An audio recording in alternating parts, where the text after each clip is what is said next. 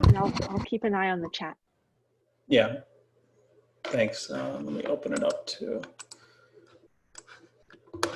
All right, so we were talking about the self potential and the fact that it causes the active neutrino oscillations that are large mixing angle, and, namely the mu and tau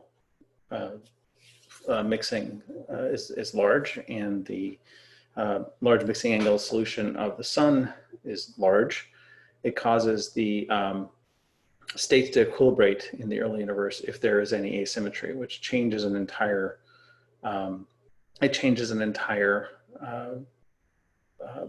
concept of Big Bang nucleosynthesis that was viable up until the LMA solution was discovered or verified.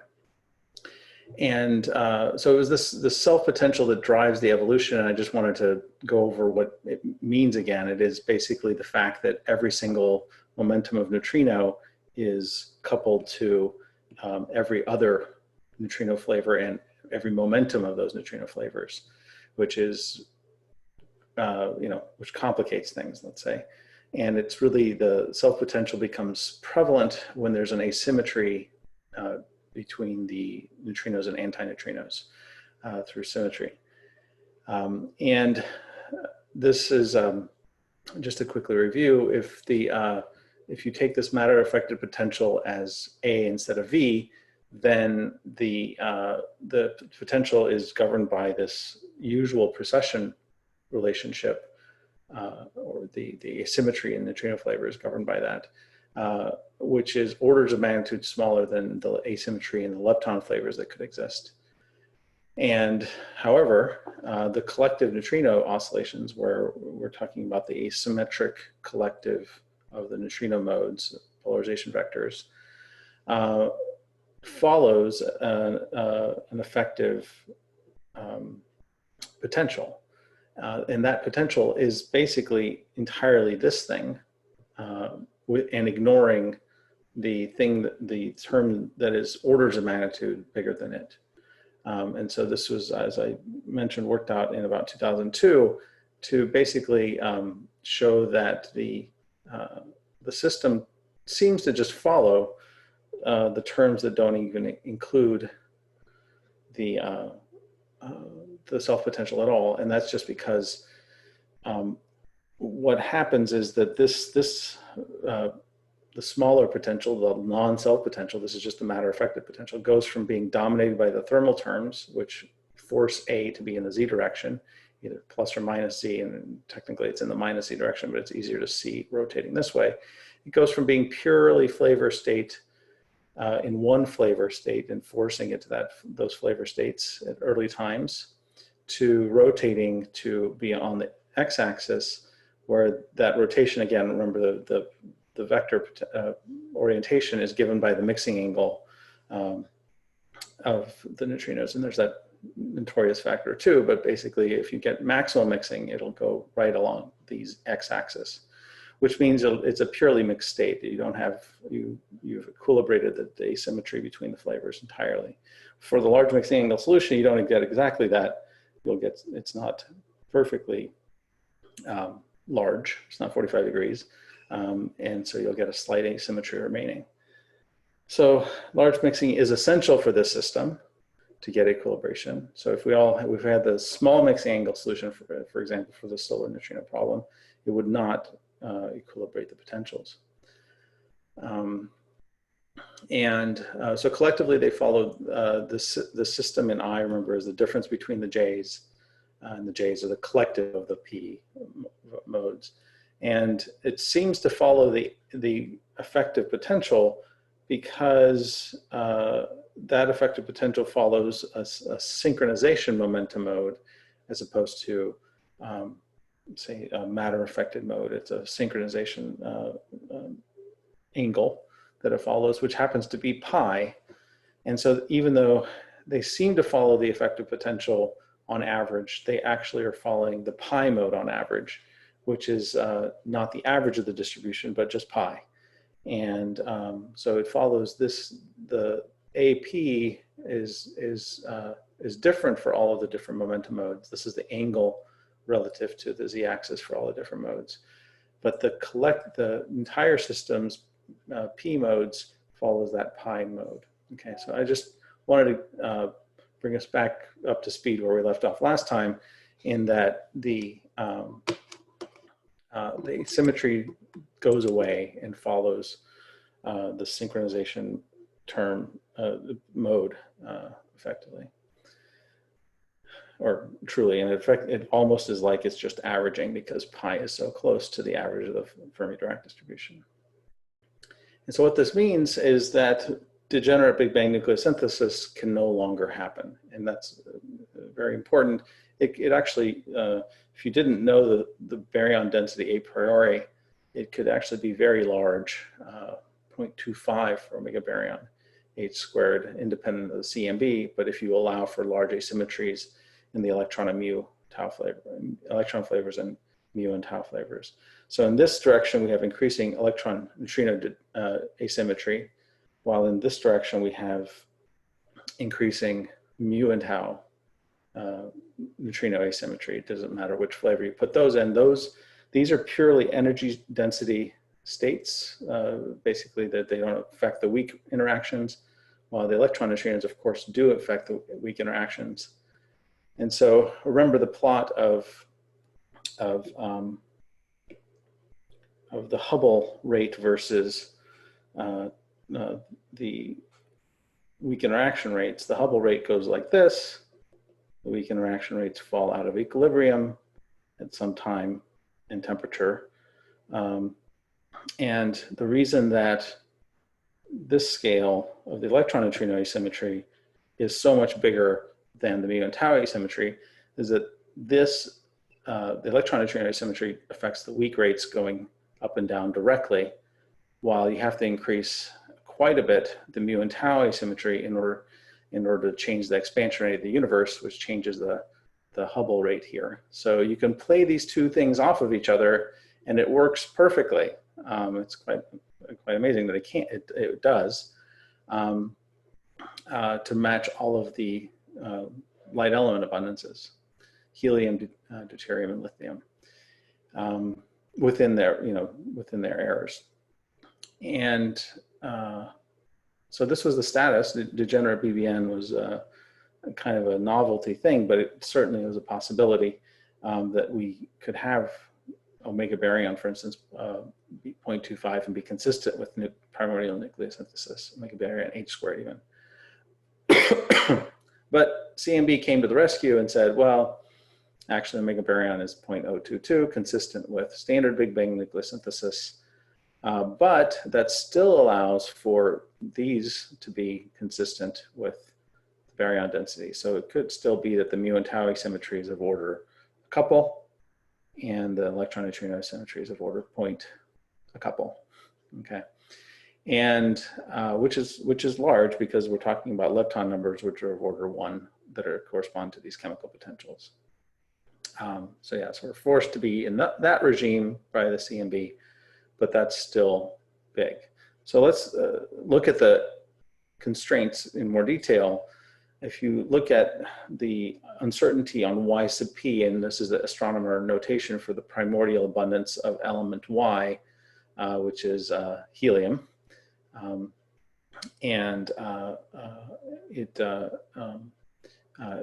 that error is proportional to the uncertainty on the fractional error of helium is proportional to the uncertainty in the electron neutrino asymmetry or chemical potential. And if you just say, well, we know this to within 10%, you could scale this as you wish, but let's say it's 10%. The asymmetry uncertainty is about 10% in electron neutrino chemical potential. And more accurate accounting is, of order that 0.03 to 0.07. And that slight offset from 0 is due to the fact that at the time, the helium abundance was a little low relative to expectations. So this corresponds to a lepton asymmetry, that chemical potential of about 0.1 in itself. And if you look at how that final orientation of the vector of the chemical of the A potential sets the final asymmetry of the system after the evolution of the A vector. It's still not 45 degrees, so you get still a non-zero number of potential asymmetry between the E and mu for the E and mu sectors. So you might think, well, we still can have fairly large asymmetries. And that is true in terms of photon number or in baryon number. However, this really does completely wipe out Big Bang nucleosynthesis in the degenerate case, except for this corner here. Okay, because why is that? It's because even though this can be fairly large, the electron and mu asymmetries, or effective mu asymmetry, this is kind of a combination of mu and tau because they act the same way if they're maximally mixed into a single state. You have to have them be equal. They're basically they have to follow this relationship, which makes them proportional to each other. And they have to follow this line, which is very, very steep in the scale of 0.2 like this and 10 like this. So the space left for degenerate BBN is extremely small relative to where it used to be. Remember, this plot used to extend to much further out. So, it's the story here is that not only did we learn that the sun was converting neutrino flavor from electron neutrinos to mu and tau neutrinos through matter-affected oscillations, we also learned that the universe has to be fairly symmetric and cannot be have large asymmetries in neutrino potencies because of the large mixing angle solution of the solar neutrino problem and the large mixing angle of the atmospheric neutrinos. So one last topic, kind of there's a couple of more topics actually. I don't know why I labeled that last, but it's kind of more fundamental aspects of neutrino mixing. And that is collisions. And so here's our precession equation we derived from the density matrix. The way collisions play is that they alter the individual vectors of the neutrinos. How do they do that? Well, neutrinos collide with things. They scatter in high density environments, and they do that often in high density environments. And so they do have an effect on the density matrix. So it's another way, other than matter affected for scattering. This is another way that the background is changing the evolution of the system. And so what does the collision term do? It basically damps. This is called the damping term of the system. It damps the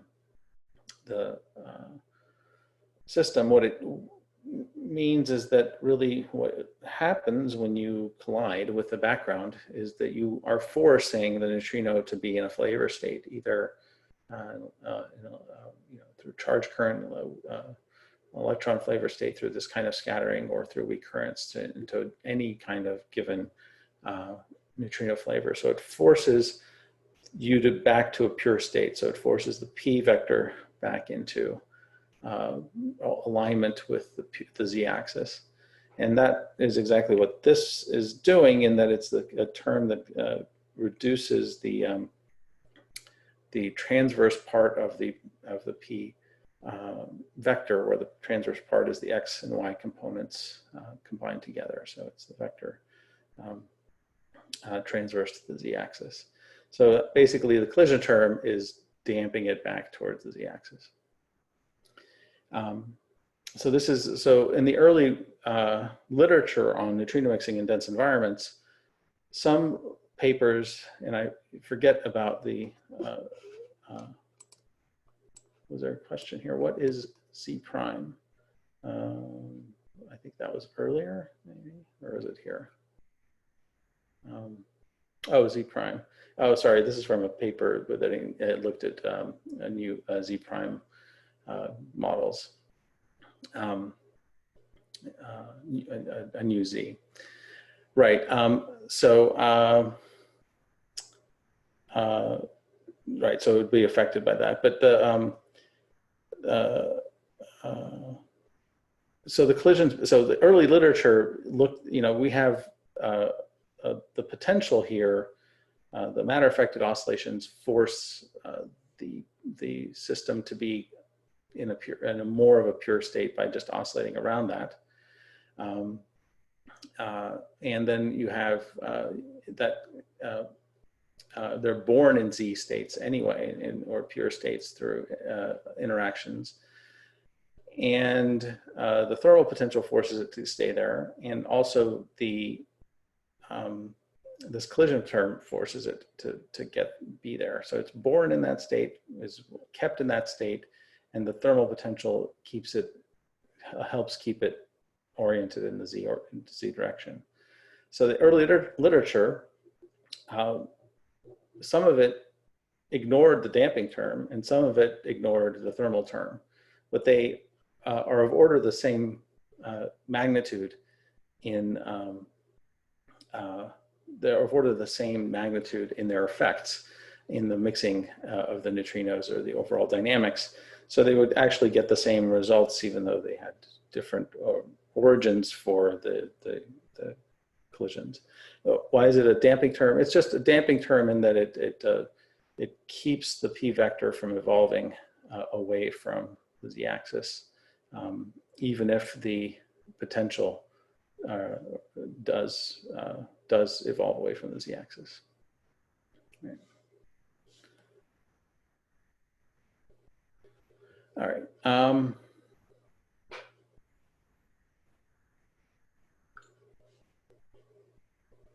So we talked about this briefly last time as well. So now that you know the mixing with the effects of the background and thermal potentials, you can write down an effective matter-affected mixing angle, which is collectively all of this outside the gamma term. And every collision is causing the neutrino state to be asked, are you colliding now or not? And if it is, it's an active neutrino and therefore is being produced. And so that collision term goes as temperature to the fifth power through this relationship.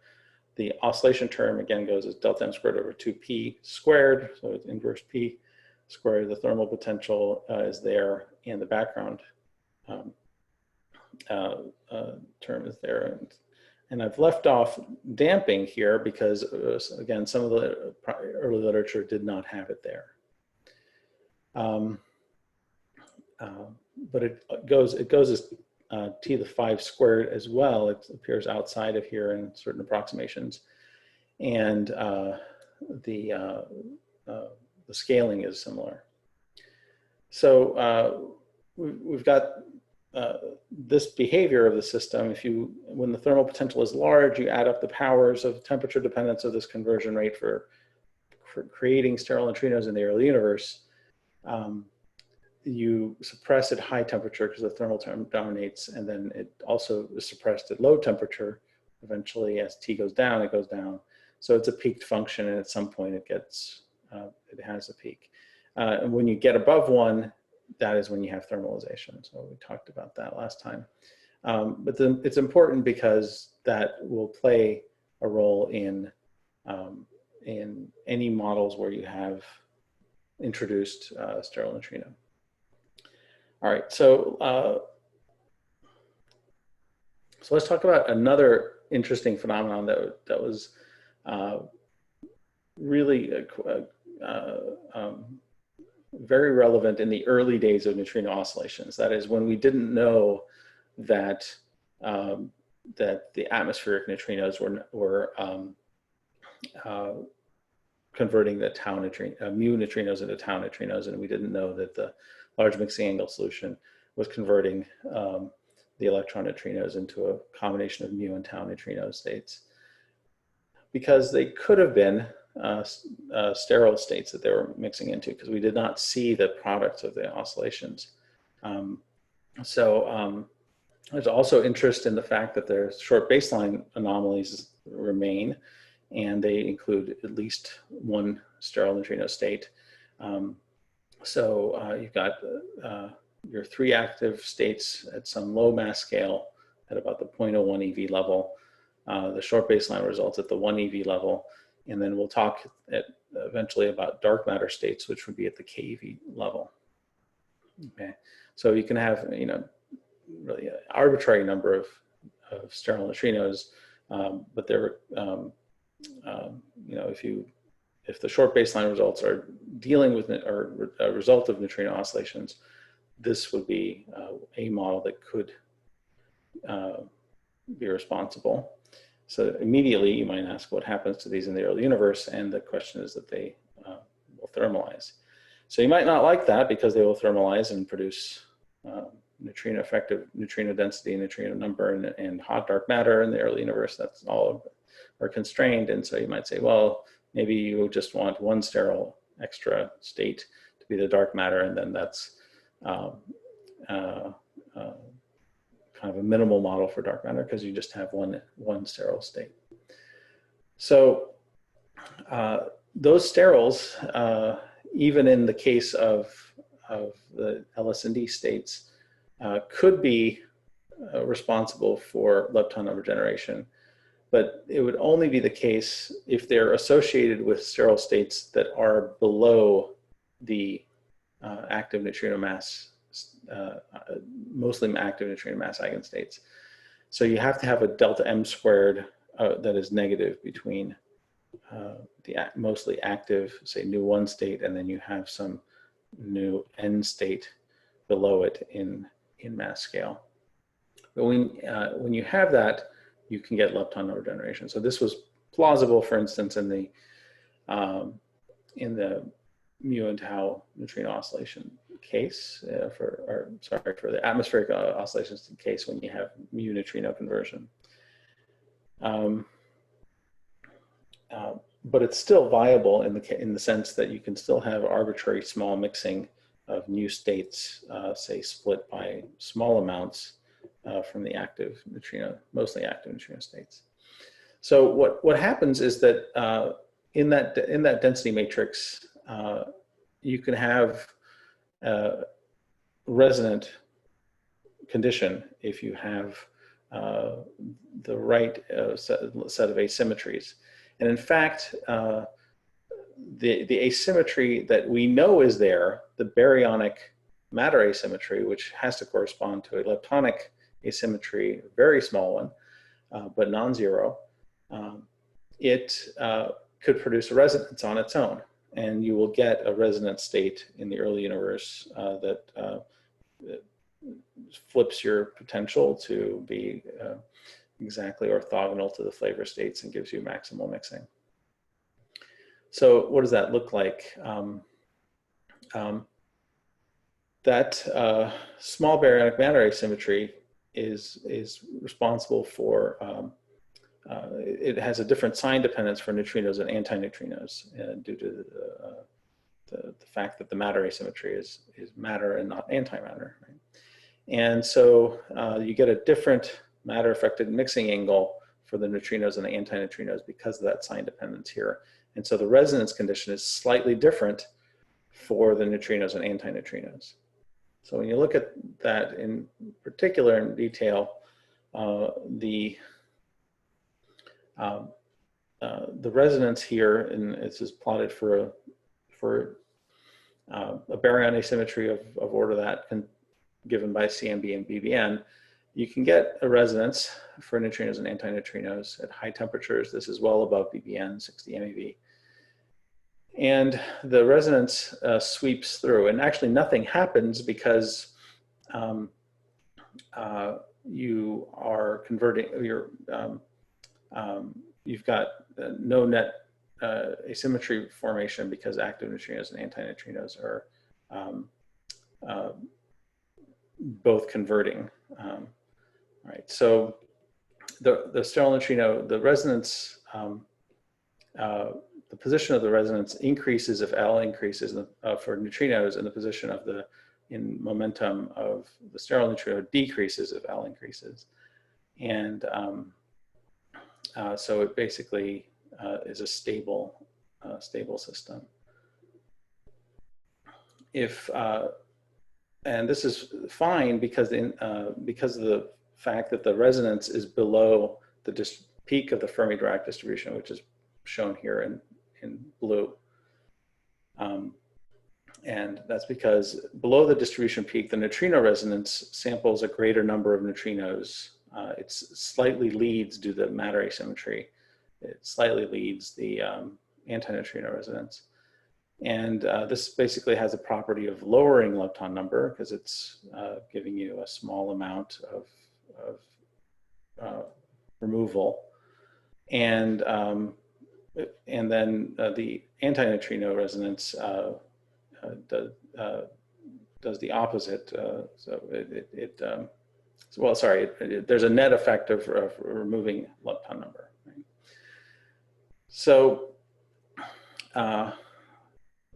when you get to the peak, though, that changes. You get an instability to lepton number generation because when you're now converting less neutrinos than antineutrinos, because the neutrino peak leads that of the antineutrinos, and it drives the system to split and have an instability to lepton number generation. I think that was saying the same thing. Sorry, that was a repeated thing. And above the distribution peak, and this is what should have come, the resonance is split, and you can drive to an increasing lepton number. And because this happens right at the peak, and lepton number could go where it increases or decreases in either direction, because it's kind of like a pencil standing on its head there. You can have increase and then decrease a lepton number, and it becomes chaotic. It's a little different from a pencil on its head because it can drive both conversion and non-conversion of that. So, so the same thing can happen if you have negative lepton numbers and the positions of the neutrinos and antineutrinos are switched. Okay. So this is it's unstable for some interesting parts of parameter space from the neutrino oscillations, and it can lead to an amplification of lepton number. And again, this could have happened if their solar neutrino solution or atmospheric neutrino solution were to sterile neutrinos, but it can still happen if there are new sterols, which are of interest. So if you look at what happens for neutrino, the lepton number generation through this mechanism, and this was, I think, a good paper on this. I think I referred to it at the beginning. I won't go back too far, but basically it was Zhengdong Shi in 1996. Interesting results. So we looked at this again in 2008 because there was a debate whether the process was actually chaotic or not. A lot of the original work for this, the p-vector system, was done with a single momentum mode. And of course, we know that there's a distribution of momenta and that could alter things. And on top of that, it was never calculated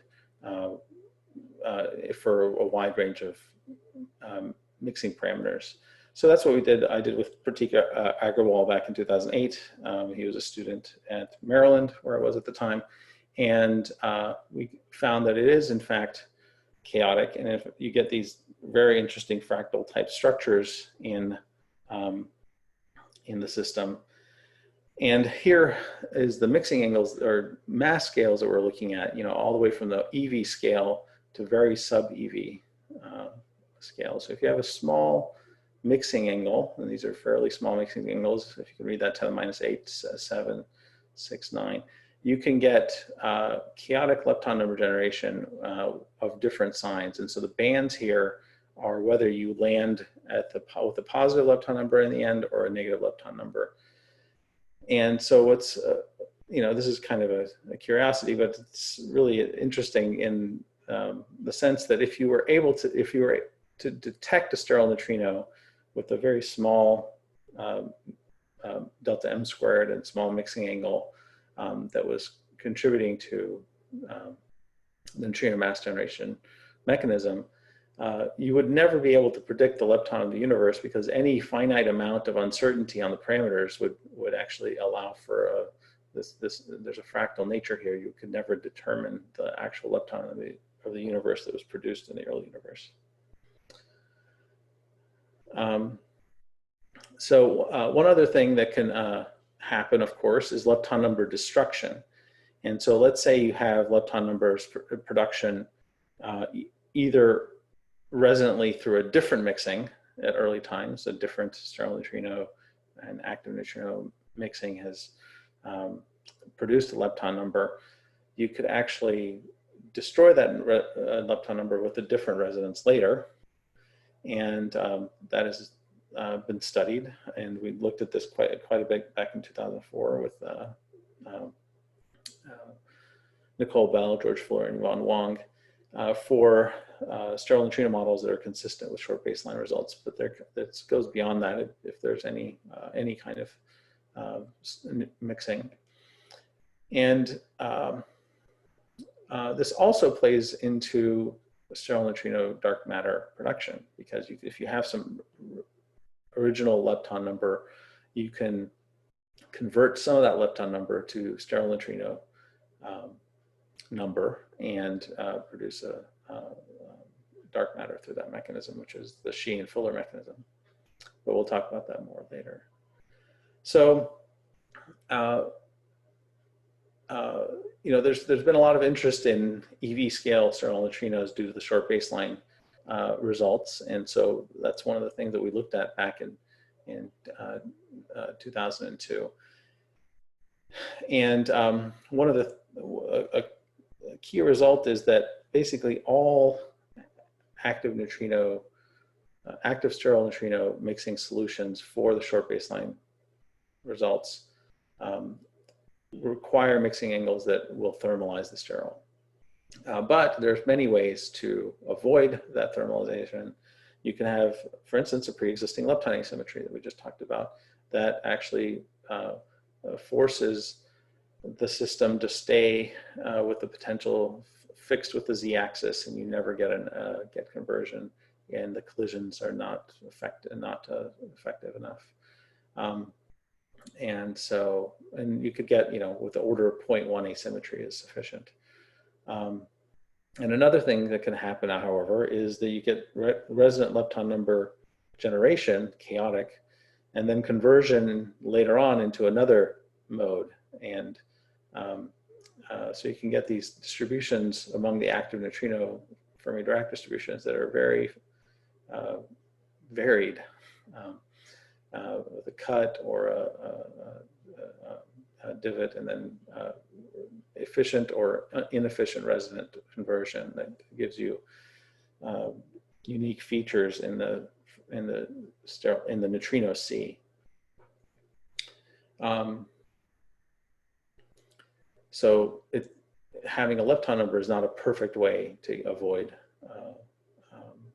thermalization, because it can cause very strange neutrino distributions, which will affect nucleosynthesis and also CMB.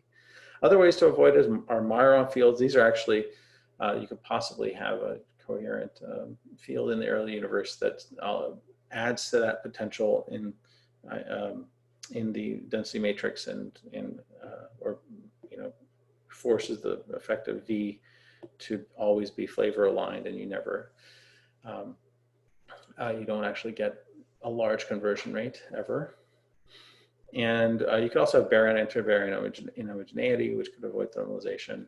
There are some models that extended quintessence that were of interest, and you could actually, if you have a contribution of the quintessence field, you can evade BVN constraints. So, of course, this is like having multiple tooth fairies, but it's you're adding things to offset other things. But since there's if we do discover neutrinos that are consistent with neutrino oscillation, if we do discover sterile neutrinos that are consistent with the short baseline results, or reactor neutrinos, then it would indicate that there's something new going on in the early universe other than the presence of sterile neutrinos. For instance, one of these things. So, so neutrino mass and number is a hot topic in cosmology, and it kind of wasn't back when I was a young postdoc or old grad student. It wasn't really focused on much by the cosmology community, but now actually the power of it has really come to the forefront. So let's talk about the cosmological neutrino in terms of its effect on cosmological structure and also the cosmic microwave background. One of the things about the neutrino and why it is so important for structure and in the cosmos is that it is the second most abundant particle in the universe. There's an asterisk here, but just from the thermal counting, if you count up what the number density is, say, of photons due to the thermal bath of the universe at any given time or temperature, it's given by this relationship, which gives you about 411 per cubic centimeter today. The number of neutrinos is n nu times 3/11 for Fermi Dirac factor relative to the photons. So this is boson versus Fermi statistics gives you that factor, and you get a number density of about 340 per cubic centimeter today. And that is on average. It would be boosted by potential capture in our own galaxy. But it's a pretty high, I mean, it's of order, the photon number. This asterisk is just from the fact that it depends on the particle, dark matter particle mass. If you have a axion with very low mass, then its number density would be higher than the photon number. Well, it would, yeah, number density would be potentially very high at that scale. And so this is a picture of the slice of the entire universe that we can observe. We've got really great observations with the Cylindrical Sky Survey now of the near universe out to time of since Big Bang of about 7 billion years after the Big Bang, and we can go out to a few 100,000 years after the Big Bang by looking at the cosmic microwave background radiation. You can also see structure here basically by surveys of quasars, but it's not as complete of a map between the main galaxy samples of the Cylindrical Sky Survey and the cosmic microwave background. So I got to work on this SDSS survey for a bit some time ago. So the remarkable thing that's going on in cosmology is the precision at which we have achieved certain measurements. For instance, the structure of the clustering of matter on large scales that arose from an event like inflation gives us a power spectrum. That clustering is a scale-free structure, and it does go up with wave number in this parallel relationship that arises from scale-free perturbation, enhancement, and inflation, which I won't get into, but basically this arises from inflation. And this amplitude and power law are now determined to better than 0.5% for both numbers. It's remarkable. And this is just from the CMB data alone from the Planck collaboration and its last results. And where this comes from, where the power spectrum is really just a 2-point correlation function in wave number space. So it's the overdensity in K space. So if you look at just an overdensity versus in real space relative to the mean, this is effectively the same thing as the in K space, or the Fourier transform of the 2-point correlation function in real space. Okay. So there's both ways it can be calculated, and actually the power law nature of the expected power spectrum was hypothesized before inflation was invented, because it was when you have this power law dependence, it gives you a self-similar evolution to the perturbation spectrum as the universe expands, and this was pointed out independently by Harrison and Zildovich. So this is called the Harrison-Zildovich spectrum. In canonical models of inflation, however, this power law isn't 1, it's something close to 1, and as we saw, it's like 0.9665 now. So this is a very simple function to plot, right? This is looks like this. However, it doesn't look like that when you look at maps of large-scale structure, or the power spectrum from large-scale structure. It has this power law-like thing down here, but then it turns over. And this is this turnover is what's sometimes called fireball physics, and the fact that that neutrinos, that the matter is subdominant to radiation perturbations at early times. So what causes this turnover? So you've got some function that looks like a line, right? It turns over into something like this, and that is entirely because perturbations that arose from inflation are entering the horizon at late times by, at early times. They enter the universe when the universe is small horizon size, and so the perturbations are small when they enter the horizon scale. So that means a large wave number, right? Corresponding to small scales. And the universe is radiation dominated at that time, so the perturbations are in radiation and the radiation decays. So the smallest scale wave structures decay away almost completely, okay?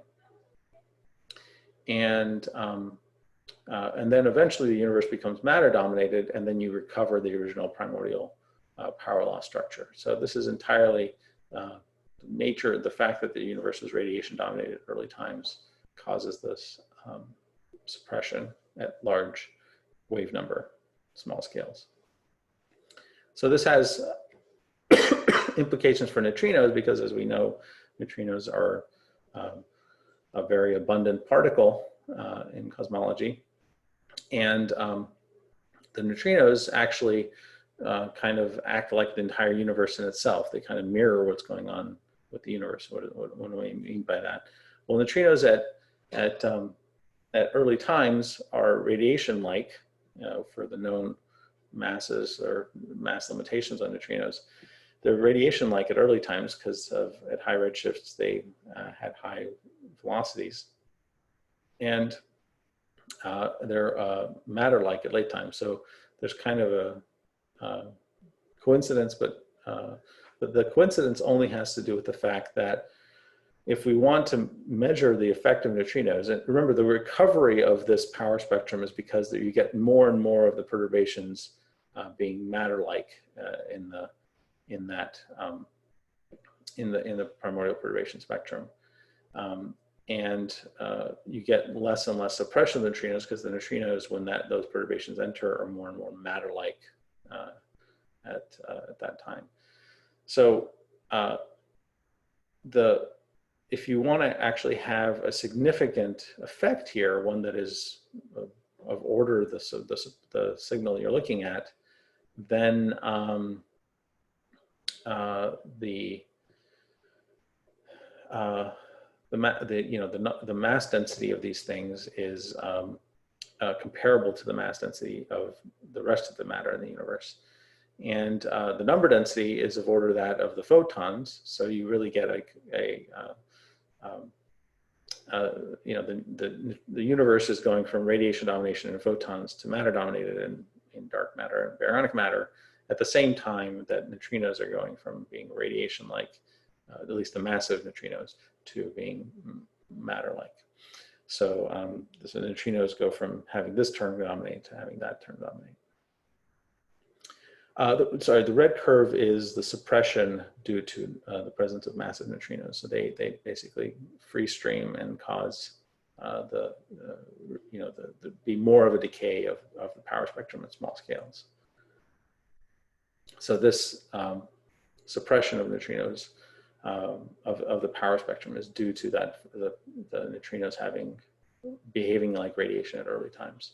And there's actually a second effect, and it's of order the same effect as this radiation stringing effect, in that this entire power spectrum grows linearly. It's called the linear structure growth from early times until nonlinear structure starts growing at small scales. And that growth in itself is also scale dependent, and that suppression of the growth function due to massive neutrinos also suppresses small scale perturbation. So there's both this early universe effect due to free streaming, and then there's a late universe effect. Okay, so I know you guys had some lectures on cosmology, so I went through them and I didn't see exactly this being discussed, so I wanted to make sure to include this. The cosmic microwave background, and I'm not going to go through the details of CMB physics, but just the qualitative picture of what's going on. In the early universe, you've got photons that are coupled with the plasma due to the fact that the universe is ionized. And so the photons are free streaming, but colliding with the plasma. And you can get a damping scale for a given, for the time scale that is involved here. And you get a typical scale that a photon will travel over the age of the universe when the universe becomes transparent again. So this is a scale at which the photons will damp out perturbations in the plasma because they are scattering through those things. And any kind of asymmetry or any kind of excess photon density will get damped out on those scales as they random walk out of it. So this damping, any kind of collisional process goes as inverse time. Or goes as a square root of time, or the inverse of the Hubble rate square root. So that's just part of damping is basically this scaling, and all other distances scale in cosmology as h, or h inverse. And so the ratio of the damping scale to any other distance scales that you measure in the CMB is going to be scaled by this relative square root of h factor. And the scales that we're talking about here are the damping scale, which suppresses the CMB anisotropy power spectrum at large L, which are small scales. But the sound scale, which is the peaks in the CMB, goes h factor of h. So the relative change in the peak positions, if you have a change in the Hubble rate at the early times, is going to change this damping scale relative to the sound scales. Okay, and that's where constraints on neutrinos, extra neutrinos, comes from the CMB, because just as with BBN, extra neutrinos cause the Hubble rate to increase. And so it could change the relationship between these peaks and this damping power law. So larger and effective leads to more damping because it goes as proportional to h squared of h.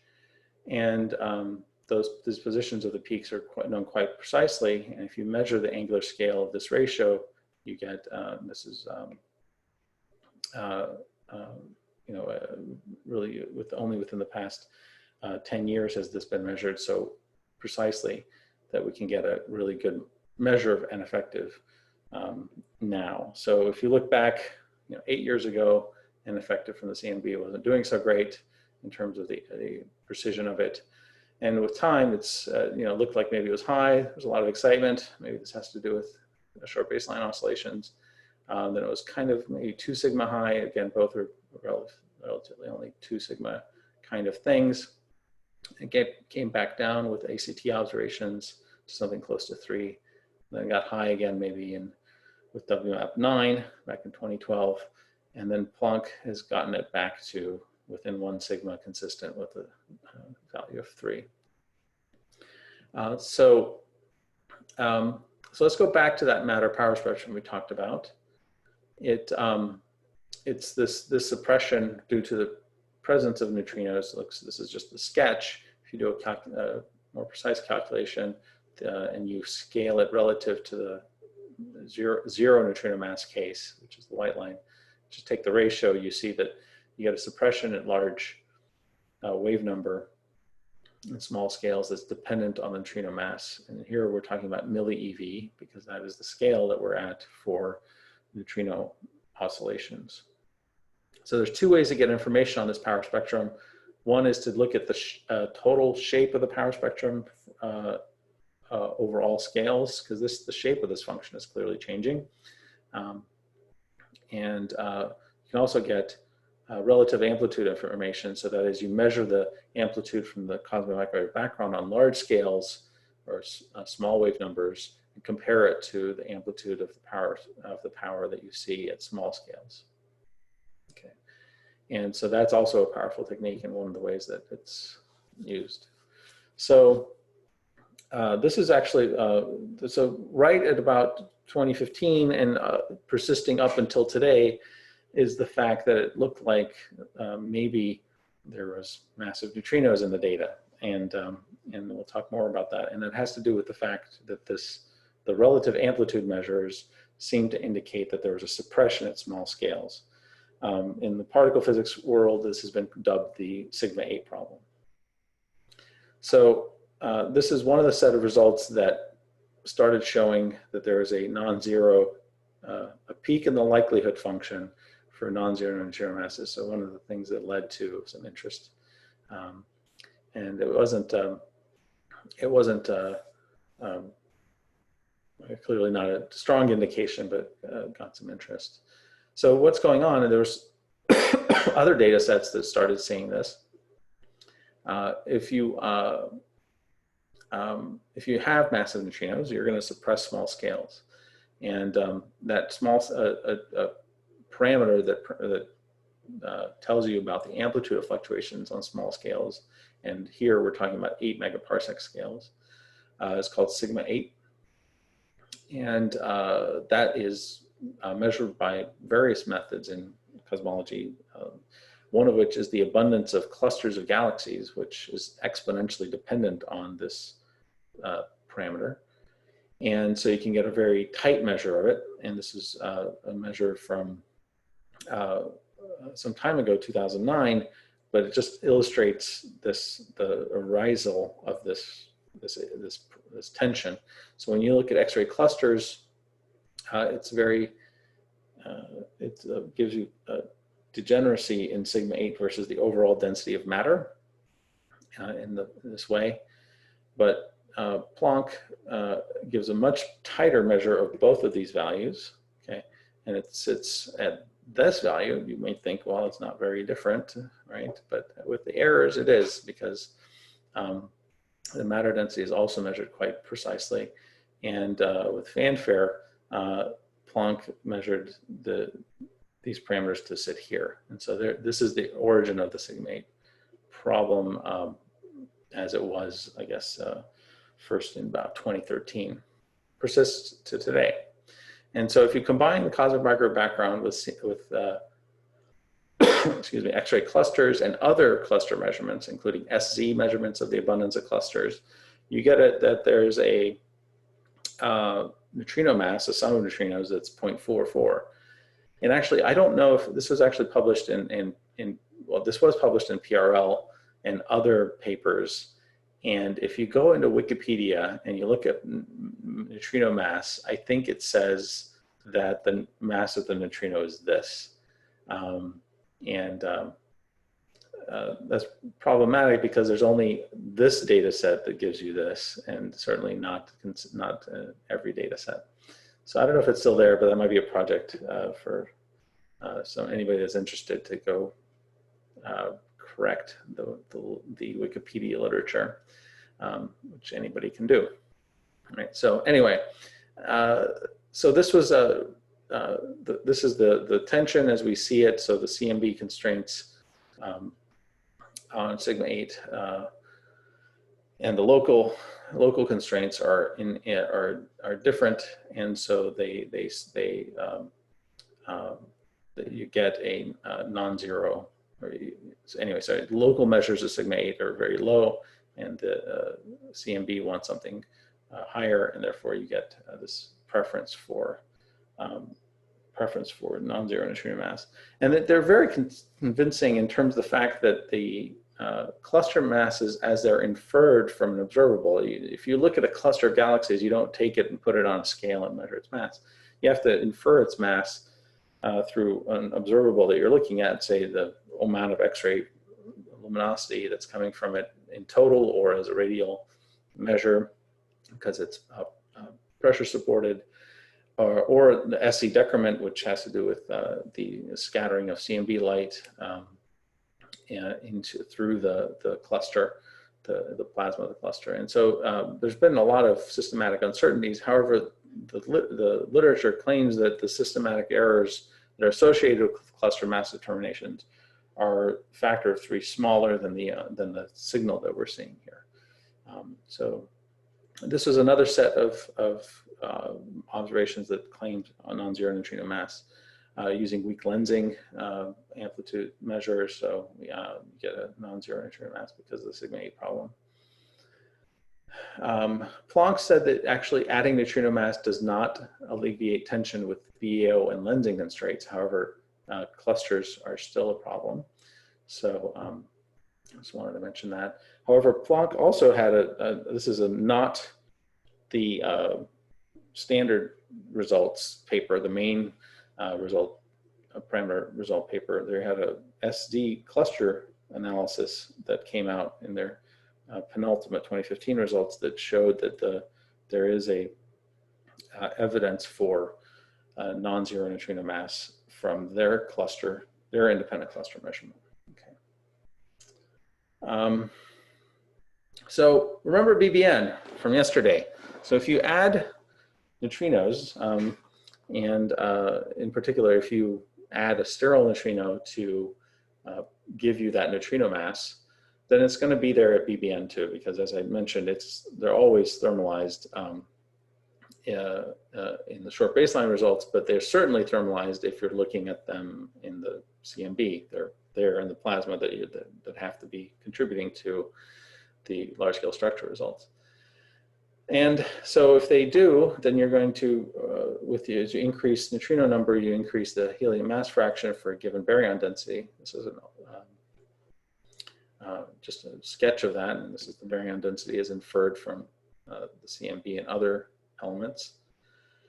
So since 1977, we've known that the sensitivity of the helium abundance constrains ineffective, and this is a famous paper by Steigman, Schramm, and Gunn that year. And so anytime you say, well, ineffective is big from CMB and large scale structure, you have to kind of say, hey, well, what about VBN? And so there's been some work to combine this, basically combining, for instance, one of the best measures of the baryon density is the deuterium density from CMB, and you get very tight constraints on the effective number of neutrinos when you combine them, even with those things that have indications for neutrino number or neutrino mass. They go back down to kind of standard picture. So there's another problem in cosmology that persists, and it's been it comes whenever there's an increase in the precision of the measurements of the Hubble constant and from local measures of the Hubble constant, as well as non-local measures from the cosmic microwave background. So if there's, whenever those increase their errors, they're often decrease their errors. They often get they've been getting inconsistent measures, and then things shift around and goes away, but it reappears again, and it's still there now, in that the Hubble expansion rate seems to be inconsistent with the CMB.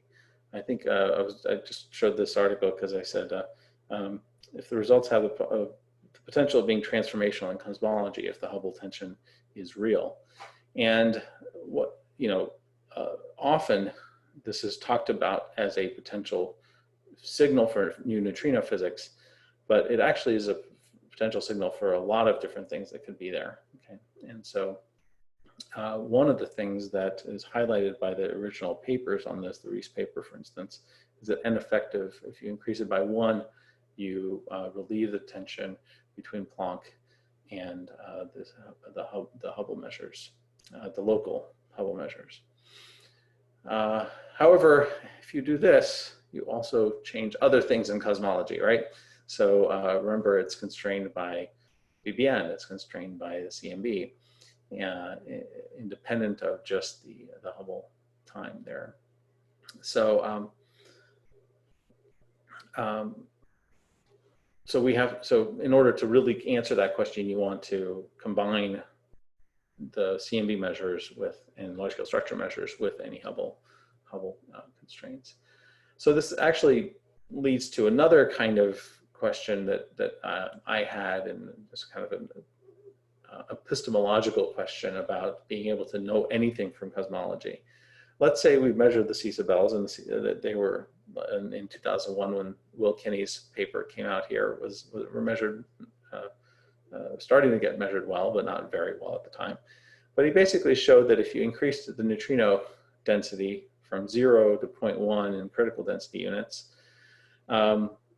you could change the primordial power spectrum. Remember that simple power law by fluctuations of order 20%. That were very weird fluctuations, but Howard, would give you a model that was consistent with the data. Okay, so so you reproduce the zero neutrino mass case with a funny power spectrum that offsets the effects of neutrino mass. So I don't know if any of you think like Bayesians, but what do you think is, if you do, something may pop out at you as to the problem with this? Does anybody wager a guess?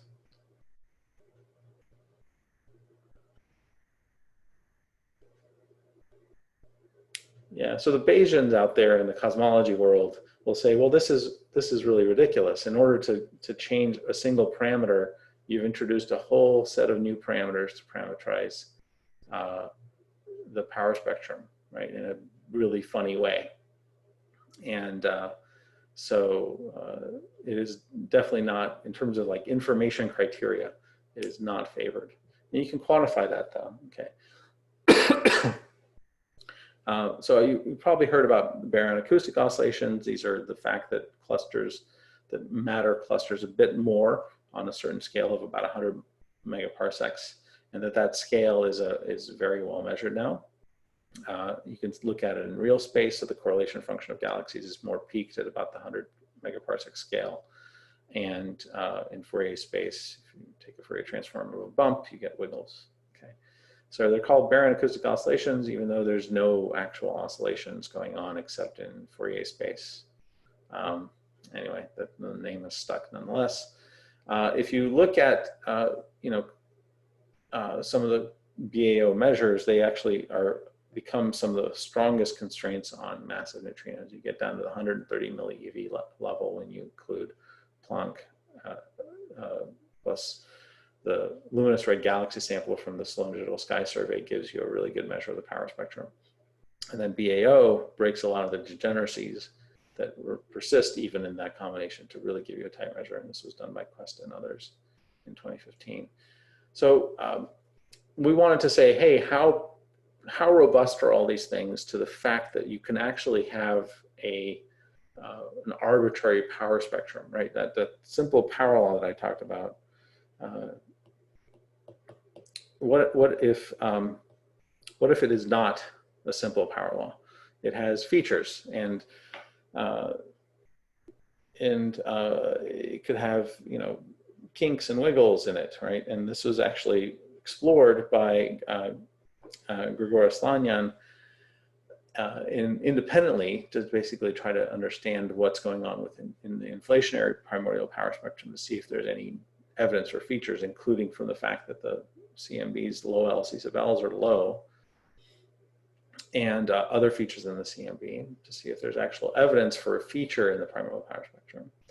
But you can say, hey, does the fact that neutrinos suppressing structure, can that be just offset by the fact that there could be some feature in the primordial power spectrum that just gives you a bump that offsets this suppression? So we explored that question back in 2016, and the answer is no. You basically do not change the massive neutrino constraints because they're not coming from just that single suppression. They're coming from effects in the CMB as well as large scale structure. And so you don't, you alleviate them maybe a little bit, but not significantly with more primordial power spectrum freedom. However, if you say, well, what about these tension data sets, the sigma 8 problem and the H0 problem? Well, then there is a slight change in the effect. And so this is now, for the sigma 8 problem, you indicate massive neutrinos, right? About the 0.4 EV scale. And effective neutrino number also gets a little bit shifted to be non-zero. Maybe we have thermalized massive extra neutrinos. Interesting, right? And we explored this in terms of, I guess, thinking like Bayesians again.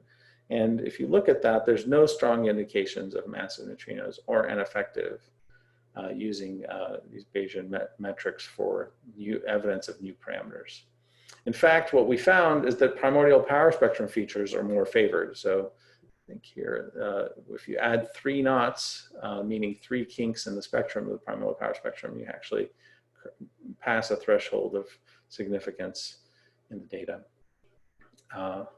And much more so than, for instance, massive neutrinos in the data. Okay, because the massive neutrinos again are not just constrained by constrained by the primordial power spectrum or indicated by the primordial power spectrum in sigma 8.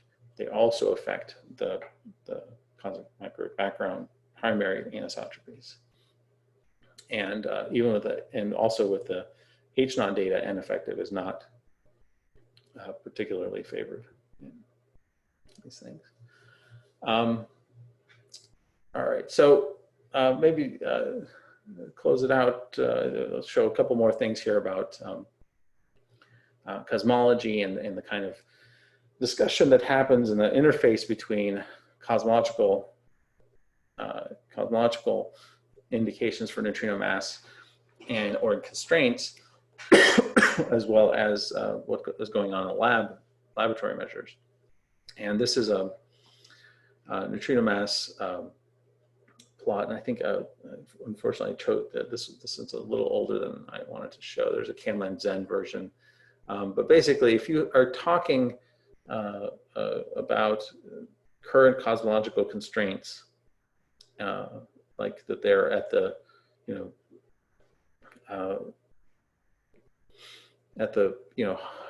hundreds of millieV level, or some of them are even the tens of millieV level claims. You actually need to show the tension data as well. So the tension data is the data that's showing that maybe neutrinos have non-zero mass, right? Now it's not overwhelmingly favored by all of the data sets. However, there are data sets where it occurs. And so this basically puts neutrino mass within the reach of current and upcoming double beta decay experiments, as well as tritium endpoint experiments.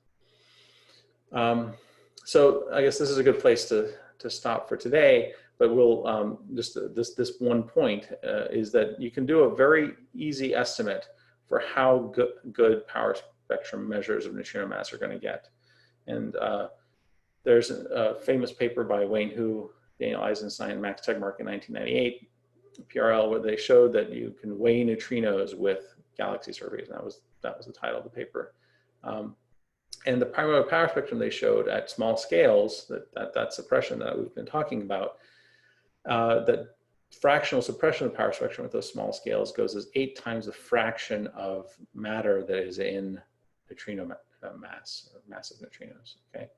So this is all you need to know to see how good things are going to get in the future, because if you can get a 1% measure of the primordial power spectrum at small scales, remember we have a 0.5% measure at large scales, okay?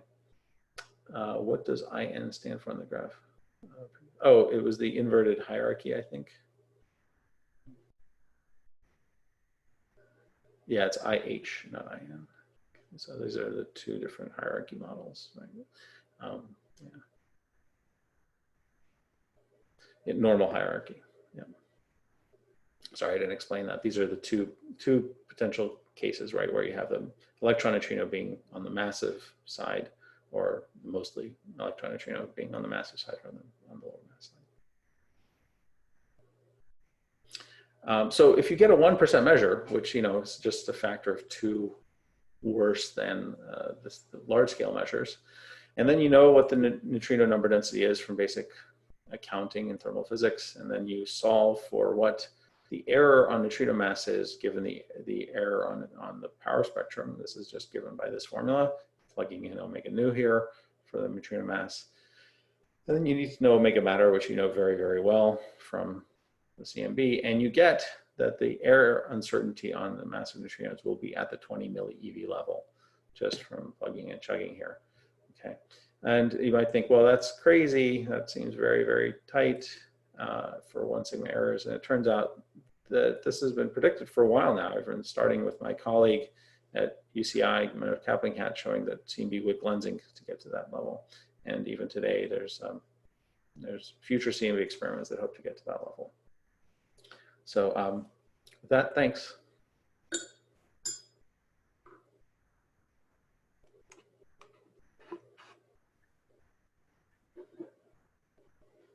Okay, I guess questions. While people type, I have a question, and maybe you explained it, but I missed it.